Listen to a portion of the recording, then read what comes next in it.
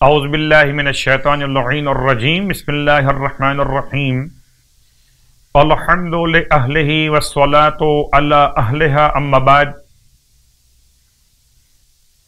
Knowledge get وے کے جتنے بھی ممبران ہیں اور جتنے بھی کارکنان ہیں ان تمام کی توفیقات خیر میں اضافہ فرمائے، اور انشاءاللہ اس بات کی امید کرتے ہیں کہ آپ سب اپنے درمیان تمام تر اعمال اور نمازوں کے بیان کے حصول کے لیے جو انشاءاللہ ماہ شعبان کی طرح ماہ رجب کی طرح ماہ رمضان میں بھی رہیں گے، اس چینل کے ساتھ اس طرح سے کوآپریٹ کیجئے کہ آپ کے پاس خود بخود میسج پہنچ سکے۔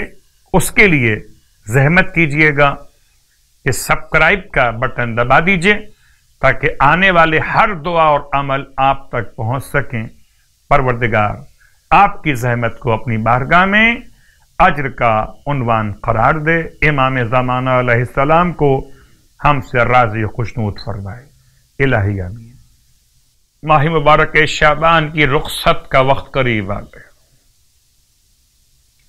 اے ماہ مبارک شعبان، ہم تیرا حق ادا نہ کر سکے کہ جیسے تیرے حق کو ادا کرنے کے لیے ہمیں اعمال کرنے چاہیے تھے، کوتاہی اور تقصیر کی معافی کی امید لیے ہوئے اے ماہ مبارک شعبان تجھ کو ہی وسیلہ قرار دے دے۔ ارشاد فرماتے ہیں امام رضا علیہ السلام آبا صلت حروی سے کہ اپنے ذمے کسی کا حق اگر باقی رہ گیا ہو تو ماہ مبارک یا رمضان کے آنے سے پہلے اس حق کو ادا کر دو۔ اپنے دل میں کسی کے لیے بغض اور کینہ نہ رکھو۔ اگر کوئی گناہ کرتے رہے ہو تو اسے ترک کر دو۔ خدا سے ڈرو اور ظاہر اور باطن میں اسی پہ بھروسہ رکھو کہ جو شخص خدا پر توکل اور بھروسہ رکھتا ہے تو بس خدا اس کے لیے کافی ہے۔ اس مہینے کے آخر میں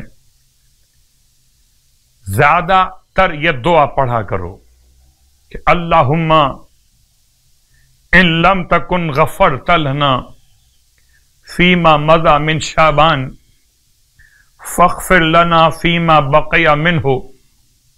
اے خدا، اگر تو نے ہمیں ماہ شعبان کے گزرے ہوئے دنوں میں نہیں بخشا تو اب جتنا وقت باقی رہ گیا ماہ شعبان کا، اس میں ہمیں مغفرت عطا فرما۔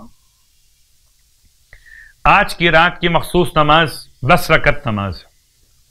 سرکار ختم یہ مرتبہ صلی اللہ علیہ وآلہ وسلم ارشاد فرماتے کہ 29ویں شب میں ماہ شعبان میں 10 رکعت نماز پڑھی جائے، 5 نمازیں 2 رکعت کر کے پڑھی جائے۔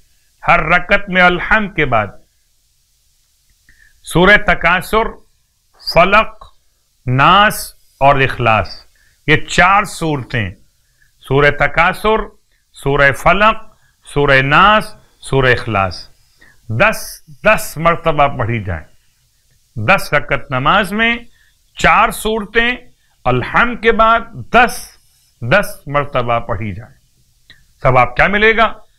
خداوند عالم اس نماز کے پڑھنے والے کو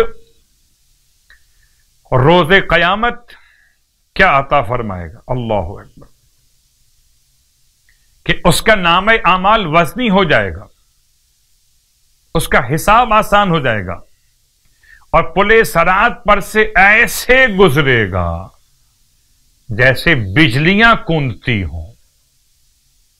ارشاد فرماتے ہیں اللہ کے حبیب صلی اللہ علیہ وآلہ وسلم کہ جو شخص ماہ شعبان کے 29 روزے مکمل کر لے، پروردگار عالم اسے رضوان نصیب فرما دے گا۔